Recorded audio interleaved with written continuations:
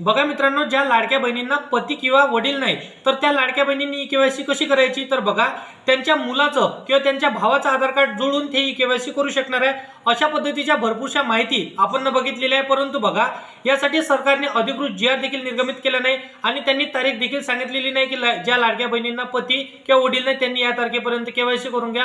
बघा, जोपर्यंत सरकार जी आर काढत नाही तोपर्यंत तुम्ही तुमच्या भावाचं किंवा मुलांचं आधार कार्ड इथं जोडून तुम्ही केवायसी करू नका, अन्यथा तुम्ही अपात्र ठराल आणि तुमचा कायमचा हप्ता बंद होऊ शकणार आहे।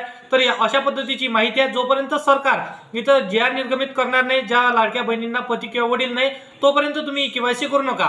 तर अशा पद्धतीची माहिती आहे। व्हिडिओ आवडला असेल तर व्हिडिओला लाईक करा, तुमच्या मित्रमैत्रिणींना व्हिडिओ नक्की शेअर करा आणि असेच कामाची व्हिडिओ जर का डेली पाहायचे असेल तर या चॅनलला सबस्क्राइब करून साइडला दिलेल्या बेल नोटिफिकेशनला नक्की प्रेस करून ठेवा, जेणेकरून अशीच महत्त्वपूर्ण व्हिडिओची नोटिफिकेशन डेली तुम्हाला भेटत राहतील मित्रांनो। तर चला भेटूया नेक्स्ट व्हिडिओमध्ये।